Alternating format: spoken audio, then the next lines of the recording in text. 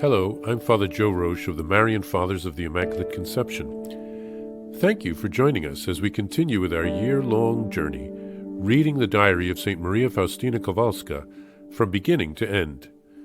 Today, we take up from where we left off, beginning with diary entry number 71. I was sent for treatment to our house in Płotsk, and there I had the privilege of decorating the chapel with flowers.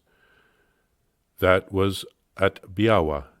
Sister Thekla did not always have time for this, so I often decorated the chapel by myself. One day I had picked the prettiest roses to decorate the room of a certain person.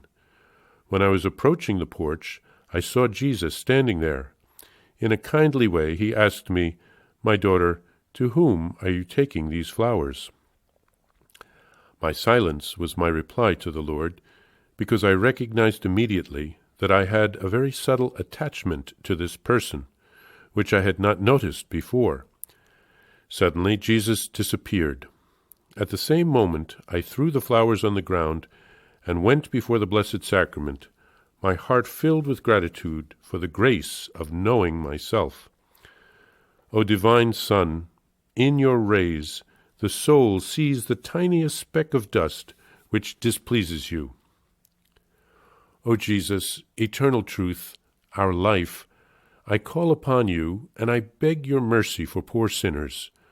O sweetest heart of my Lord, full of pity and unfathomable mercy, I plead with you for poor sinners. O most sacred heart, fount of mercy from which gush forth rays of inconceivable graces upon the entire human race, I beg of you light for poor sinners. O Jesus, be mindful of your own bitter passion, and do not permit the loss of souls redeemed at so dear a price of your most precious blood. O Jesus, when I consider the great price of your blood, I rejoice at its immensity, for one drop alone would have been enough for the salvation of all sinners. Although sin is an abyss of wickedness and ingratitude, the price paid for us can never be equaled. Therefore, let every soul trust in the passion of the Lord and place its hope in his mercy. God will not deny his mercy to anyone. Heaven and earth may change, but God's mercy will never be exhausted.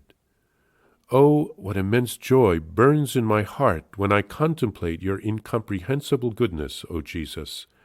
I desire to bring all sinners to your feet, that they may glorify your mercy throughout endless ages. O my Jesus, despite the deep night that is all around me and the dark clouds which hide the horizon, I know that the sun never goes out. O Lord, though I cannot comprehend you and do not understand your ways, I nonetheless trust in your mercy. If it is your will, Lord, that I live always in such darkness, may you be blessed. I ask you only one thing, Jesus. Do not allow me to offend you in any way. O my Jesus, you alone know the longings and the sufferings of my heart. I am glad I can suffer for you, however little. When I feel that the suffering is more than I can bear, I take refuge in the Lord, in the Blessed Sacrament, and I speak to him with profound silence. In this passage, Jesus helps Faustina to see that she has a particular attachment to another sister. Now, there's nothing wrong with a friendship, but the evil one can tempt us to look to other people for their approval, their affection, to fill a void in our hearts. For those who have consecrated themselves to Jesus, he must be the priority of our lives. We can't make an idol of anyone. Even married couples who love their spouses must remember that we are all called to love God with our whole hearts, mind, soul, and strength. God must be the priority of our lives. In her diary, St. Faustina composes some beautiful prayers addressed to Jesus. She has compassion for sinners, and she begs Jesus for mercy for them.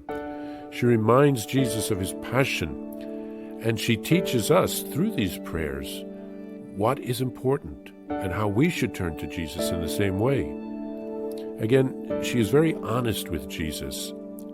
She admits that she can't comprehend and understand Jesus and his ways, but she proclaims her trust in him. She begs for the grace of not offending our Lord. And when the suffering of her life becomes too much, she takes refuge in the Lord in the Blessed Sacrament, and she speaks to him in silence. Jesus awaits all of us in the Blessed Sacrament. Let's visit him in a Catholic church whenever we can, and unite our hearts with his presence in the nearest Catholic tabernacle wherever we are.